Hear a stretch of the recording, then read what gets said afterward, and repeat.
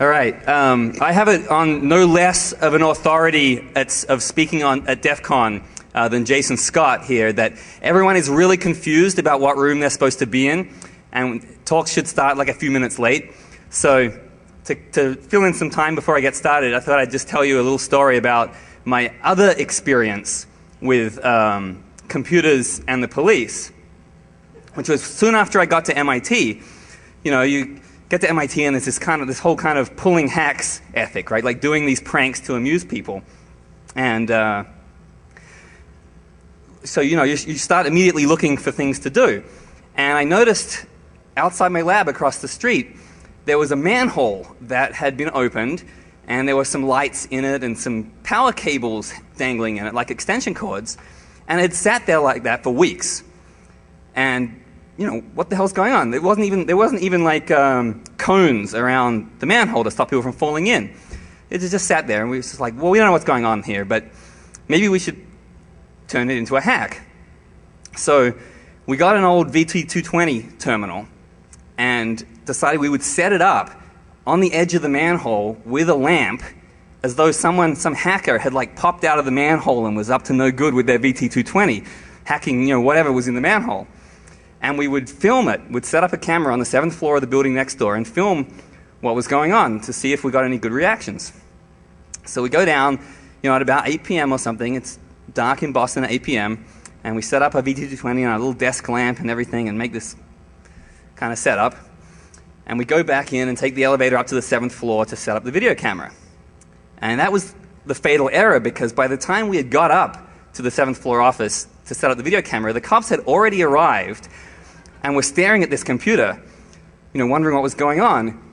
And then, you know, we're looking at the cops, looking at this computer, and then suddenly, for no apparent reason, they just start kicking the shit out of it. And one of the cops picks up the keyboard, you know, bam, and keycaps are flying everywhere. And we're just like, oh my God, why didn't we set up the computer? Well, I mean, the video camera. You know, this is like Rodney King for computers right here. So we learned 2 lessons from that. Firstly, you know, always set up the video first. And secondly, we started, you know, fantasizing about what else we could have done. You imagine, because after they'd finished beating it up, they loaded all the broken parts into the police car and they took it off. Who knows where? And we thought, if only we had some kind of radio transmitter hidden in that VT220 so we could hear what those guys were saying. Like, what did they think it was? What kind of totally evil computer break-in to this manhole, which was probably like a sewer or a steam tunnel, could have been going on? So second lesson, recordings. Audio, video, get a radio link, because you just never know what's going to happen. Even with the police, they're very unpredictable. So, okay, we're almost 4 minutes in, so I think I can get started. You guys have all read the description of the talk, so you know the basic gist. My desktop computer got stolen out of my place, and there's been a lot of stories lately about people who had their computer stolen or their iPhone stolen and have recovered it. So they've recovered their laptop because they've clicked the eyesight and they've retrieved a picture of the person using it, and they've got the "Where's my iPhone" feature and stuff like that. But this is not a mobile piece of equipment. Doesn't have a camera in it, so the situation was a little bit more complicated. And the circumstances of the theft, I just have to confess what happened. It was a straightforward physical security fail. My place is on the 2nd floor. There are 3 locks between. I rate everything in terms of zombie defense. So my keys are coded in terms of danger of zombie access. So the green key is the outside, the yellow key is the 2nd floor, and then the red key is my room.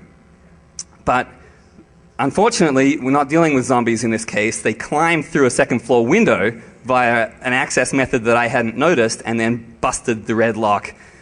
So just had to bypass one door.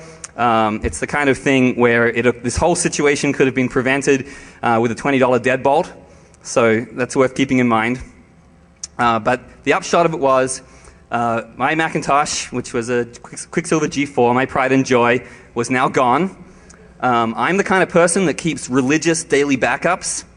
In fact, I kept religious daily redundant backups. Unfortunately, both of those were stored in the same room as the server and were also stolen. Lesson, off-site backups. These days, I dumped everything onto a portable hard disk and gave it to my parents in Australia and said, I hope I never need to ask you for this back, but I might one day. Very, very traumatic to me. I lost all my music, all my photos, all my video projects. That's what the internet's for. So I had to channel that energy into trying to find my machine. I get very angry without my heavy metal. So what I did have was the serial number of the machine and the stats of what machine it was. And so I started to look for it in the kind of usual places you would think someone would dispose of a machine. So I started searching eBay and Craigslist for months, and I didn't find it. Fuck. Now, someone asked me almost immediately when it got stolen, if it gets plugged back into the network, will you be able to find it again? And I thought, yes! I'm running a DNS updater. It'll update the domain record and I'll see it again. And then I thought about that a bit more, and I thought, well, the machine is set to auto-boot into single user mode. Okay, so my data security policy at that time could definitely have used work. And I thought, well, the guy can boot into it, but it's not going to get back on the network because I'm pretty sure the network settings are locked and it's on an intranet, so the thief is not going to be easily able to reconnect it to the network unless they happen to have an intranet with the same settings as I did. Unlikely. So, fuck. So even with my legendary stubbornness, I eventually gave up looking for the machine on sale sites and trying to get people to go to... I was in San Francisco filming Prototype This at the time, so I'm trying to get people in Boston to go to flea markets for me and look for it, and they're telling me to fuck off, as you would expect. So, all right, time passes. Now, if you use DNS and you use the automatic updating service, if you don't update it for a while, you start to get messages like this, which say you have your account looks inactive. So you can either just let your account be deleted, or you can click on this link and reactivate it. So I would click on these links once a month because I felt like, why set it up again if I start using it again? And at some point, I noticed something, and I thought, that's funny. I don't remember getting one of those emails in a while. I wonder what's up with that. So I'll log into DNS and see. And there I see, holy shit, 2 years later, that domain record has started to be updated. What the fuck? So quickly, NS look up the IP, and pretty interesting. My machine that was stolen in Boston now seems to be on a Cox.net dial-up in Las Vegas. So I call the cops right away, and they say, oh yeah, we'll subpoena that IP record. And I said, well, you got to make sure that you get a historical record for this, because this is a dial-up dynamic IP. It's going to change a lot. It's going to be totally worthless if you look it up now, and it's not assigned to anyone, or it's assigned to someone different. And sure enough, they came back a month later with their subpoena results that said that IP address isn't registered to anyone. No shit. But I wasn't staying idle in the meantime, waiting for them. First thing I did, of course, was ping it and see if it was up, but it wasn't. So, it's a dial-up. It's not always online. So let's do that thing a whole shitload all the time and wait for it to come back.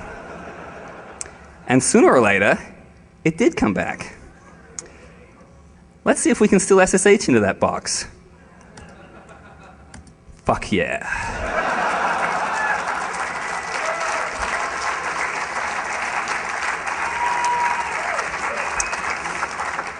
So SSH is not the only service I was running on that machine. I'm also running VNC, so let's see if that's still up. So my machine, I can still SSH to it, I can still VNC to it. The machine has not been reformatted or locked down, but he did at least go to the trouble of changing my desktop background. I'll give him that. Now this is a Macintosh, so we can enter things on the command line that make it do things. Like text-to-speech that comes out of the built-in speaker with no apparent window or source. I am gonna get you, motherfucker.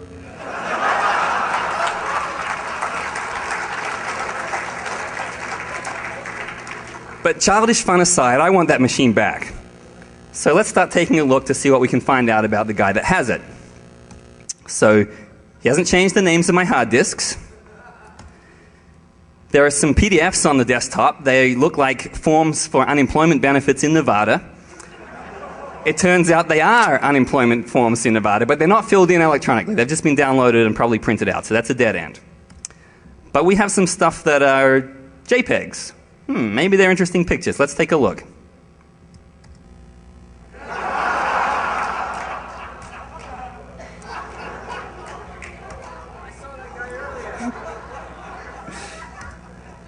So now, either whoever has this computer is really into saving photos from diamond earring wearing douchebags.com, or these are pretty hilarious self-portraits. So let's find out a little bit more about what this guy's into. Let's take a look at his browser cookie file. So here's an excerpt. So here are some sites. We got blackfatbooty.com, bigbuttbrazilianmoms.com, freebigassporn.com, elephantasses.com. All right. What about some searches? All right, we got sexy, beautiful, fat ass. Got several searches for free porn.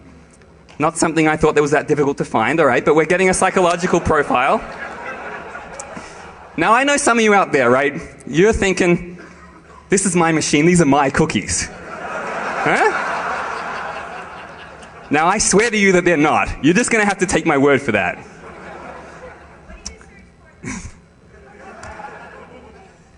We got some location information in these cookies.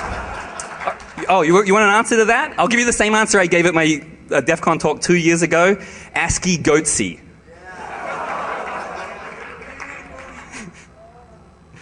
Yeah, so location information in the cookies, but nothing we didn't know. It's all Las Vegas. But a little bit deeper here we find Gmail address. Nice. Thank you, Google, for keeping that stuff very easy to find. So what do we got? We got location in Las Vegas. We got a name. We got a face. We got a Gmail account. And we got a keylogger installed.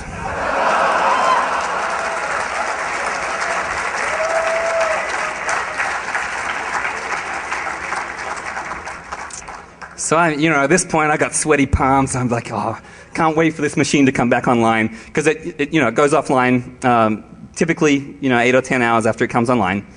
So waiting to get that first keylog back, and here's some of the initial keylog stuff. So right away, we have a street name, but not a street number. Could be his, might not be. We got one login and password. But we don't really have a lot here. There's a lot of weird key presses, and I know that he's using the web a lot because I'm watching also on VNC some of the time when I happen to be there when it's happening.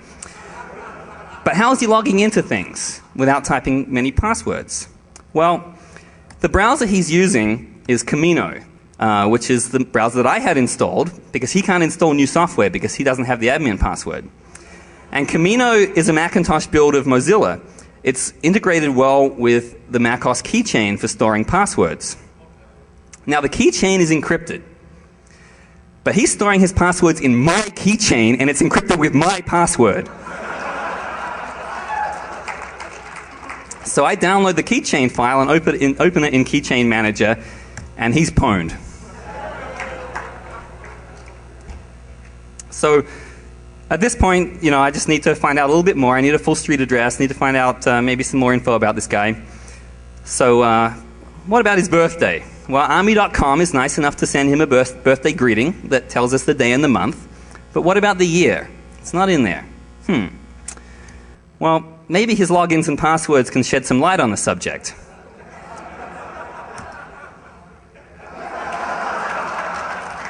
You think maybe he was born in 1985? Well, eBay tells us that he was. But, this guy's not using the same password for everything. Like, I don't want to completely denounce his password behavior. He does mix it up a bit. We've got some twiddling on the numeric keypad going on for some of these.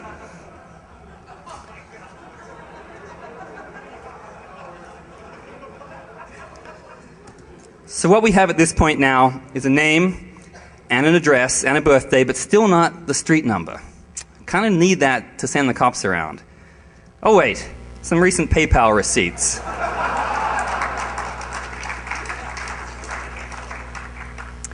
And I don't want to send the police on a wild goose chase. I need some confirmation here. So I happened to be watching one day, and I'm watching him log into his credit card account over VNC. And it's a good thing, isn't it, that his bank's security is strong and he's got this image identifier that's protecting him from phishing attacks. Doesn't that make us all feel warm and fuzzy? But there we go, logged in. There's the address. So that goes off to the police. But while the police are doing their work, let's take a closer look at this guy. Let's get to know him a bit. He's using my computer. Who is Melvin Guzman? Well, Melvin Guzman is the kind of person who spells his own name wrong on his Facebook page.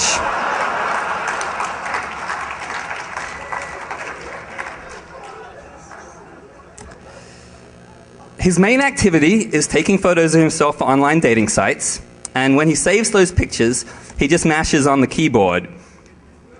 So my stolen computer, my beloved Mac, is being used by someone less competent than a typewriting chimp. But maybe if he stole an infinite number of computers, we might figure out if the complete works of Shakespeare could fit in a Mac OS X file name. But thanks to his self-portrait obsession, I hereby present the many sexy faces of Melvin Guzman.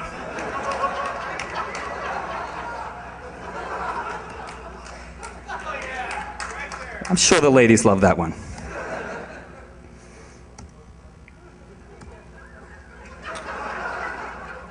The profile seems to be very important.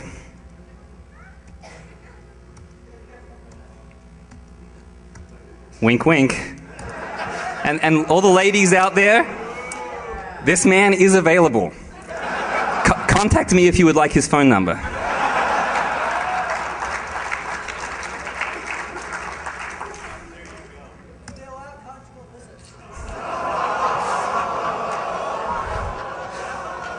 Now, I'm sorry to anyone who wanted to see the full Monty here, but after I originally submitted the slides, the DEF CON staff told me that they might have trouble when they put the videos of this talk on their CDs that they have for sale afterwards. And they might have some trouble with the AV company if I left it in. So I had to search for something to cover up the wiener here, if you like.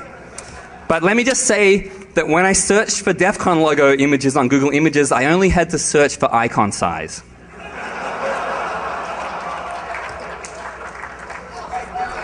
If you've ever wondered what photographers mean when they say make love to the camera, that's what they mean.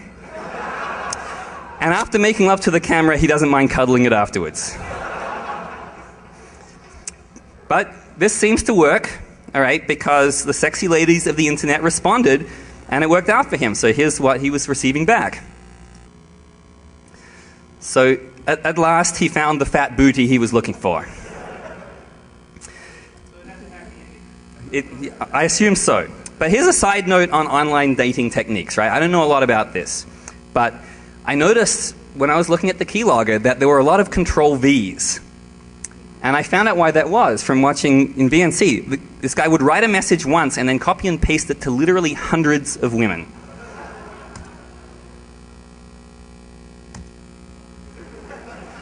I think this used to be called the shotgun approach, but I don't think they make shotguns that can hit 200 targets at once. So I think maybe we need to call it the nuke from orbit approach.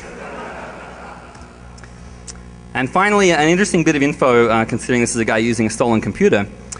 He's taking an online course for criminal justice. I think he's enrolled in my online course for criminal justice. But armed with all the address information that I was able to give them, the police were able to go and recover the computer. In fact, I think they did that the day after I submitted these DEF CON slides, after the deadline. And it taught me some lessons that I thought I would share with you. First of all, obviously, my security of the machine, in a data security sense, in terms of not encrypting the hard disk and letting it boot into single user mode, was shithouse. But if I'd had better security, then I would never have been able to recover the computer. If the guy couldn't log into it, if he had to wipe the drives, if he couldn't reconnect it to the network, same deal. So I actually recovered the hardware, and I did recover some of my data.